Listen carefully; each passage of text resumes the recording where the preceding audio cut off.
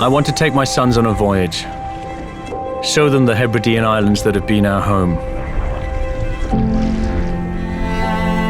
I want them to see the people, the land, but above all, this journey is about the Atlantic, without which there is nothing.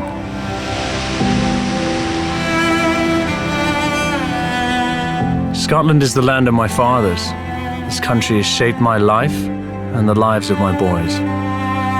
From the natural beauty that surrounds us, to the history that is written across these islands, and the craft and the hard work of the people that live here.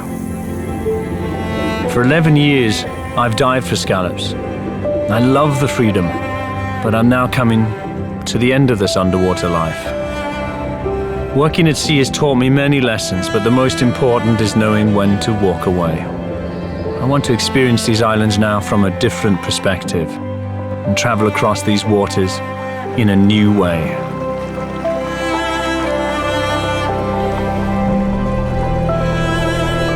I've long worshipped the Atlantic.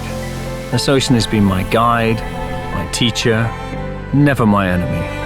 And here, just like any wilderness, the feeling of being completely ignored is just the same. It's what freedom feels like.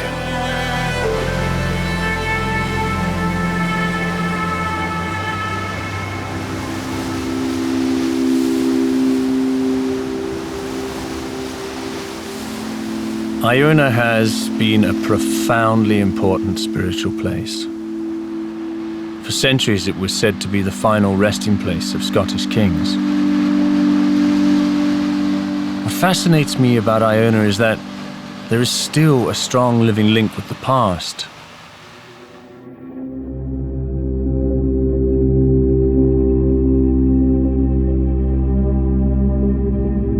In 563 AD, St. Columba arrived with 12 followers and established his monastic community here.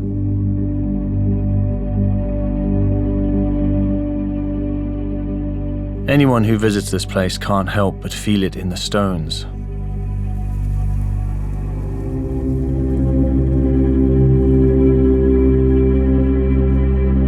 There's something about the peace of Iona that inspires thought, reflection, and for some, prayer.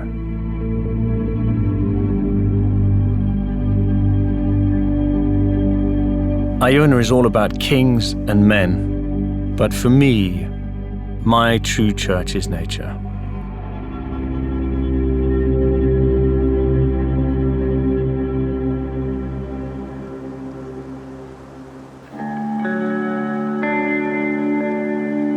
I love the feeling of the waves, the call of the birds, and the sheer drama of sea, stone, and sky.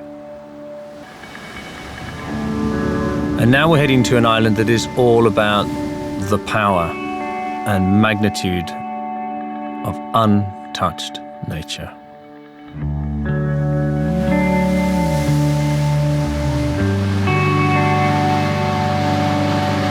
The first time you see Fingal's Cave, you understand why it inspired Mendelssohn, Keats, Wordsworth. This is nature's cathedral, written in stone.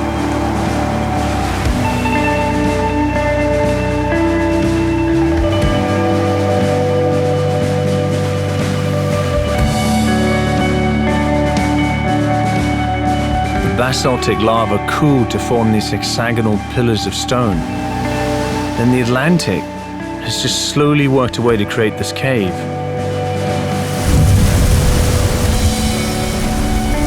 The Gaelic name for this place is Melodic Cave, and when you just listen to the sound of the waves, you understand why.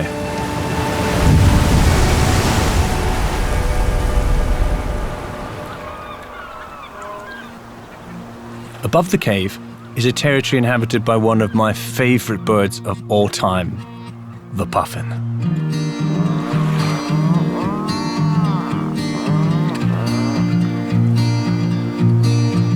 They honestly look like they've been painted. It's really special to see this place with my sons, who, although they've spent most of their lives here, have never got so close to puffins before.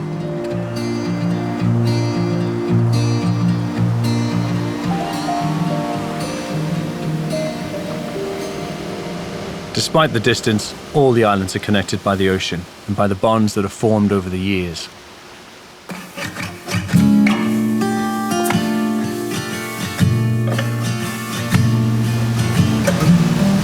Set along the shores of Loch Spelvey, Inverloch Mussels is one of many diverse marine businesses that thrive in Scotland.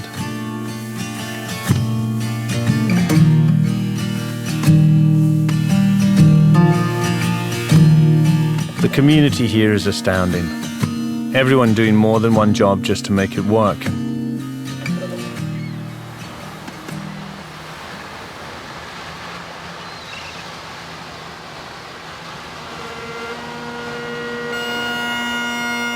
We're now meeting one man that captures that spirit in music.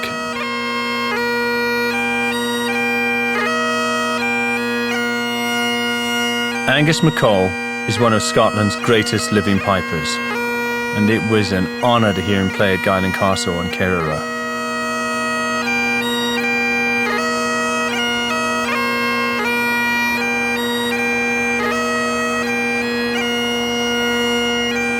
Angus's music is all about connection, not only to the people and the past, but also to the islands and the sea that connects us all.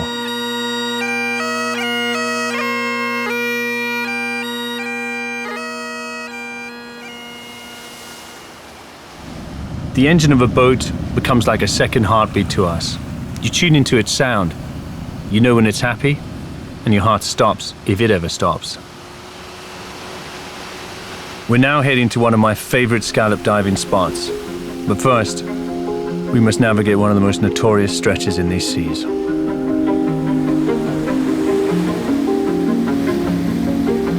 Corrivreckan is from the Gaelic word meaning cauldron of the speckled seas. Our voyage now takes us through this treacherous channel, whose ferocious currents and whirlpools have terrified mariners for generations. There's such power in these millions of tons of water, moving with such force at the command of the wind and the moon. A good boat, a great engine, and profound humility are needed in places like this.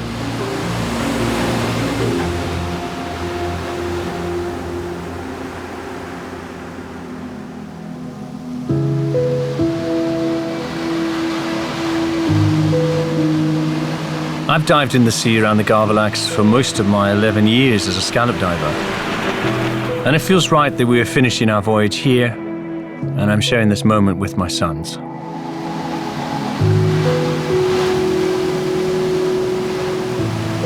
The most southerly of the 4 Garvalax islands is called Aileach an Nov, which means the island of the saints.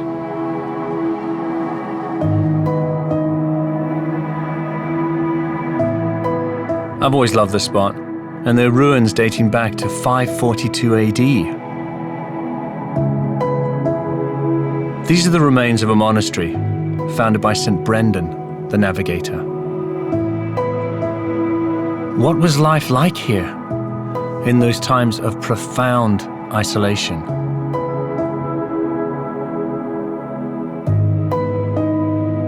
They would have looked over there and all around us here and just seen much the same. This was their world.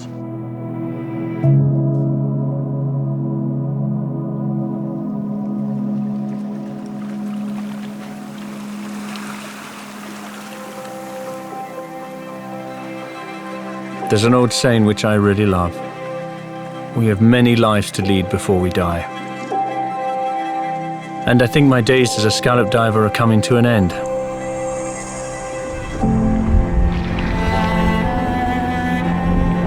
These waters have taught me how to be humble and to know when it's time to walk away.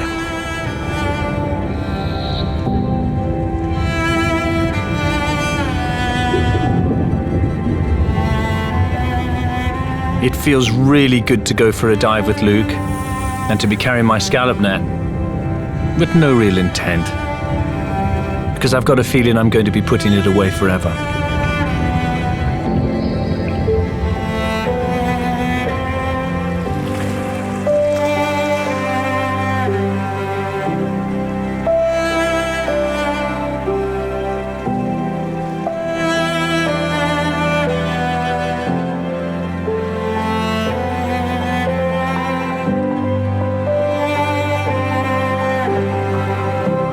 We cook our day's catch simply, and there's no better way to cook incredible shellfish.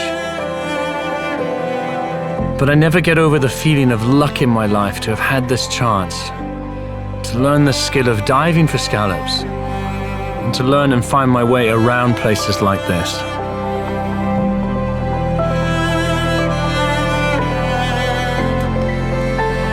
Boys, how's it all been? It's been absolutely amazing, start to finish. It's been an incredible journey. So many places, seen so many things. It is amazing traveling by boat, actually, isn't it? If you think about it, we've been to so many different places just west of Scotland. But that's freedom. There's one road on Earth and it connects everything. It's the sea. The Atlantic is such an adventurous place. I was inspired to make this journey for Oscar and Luke. Without doubt, my greatest achievement on Earth is to say that these boys are my sons. Who knows where they will go in life, but I'm certain they'll never forget where they came from.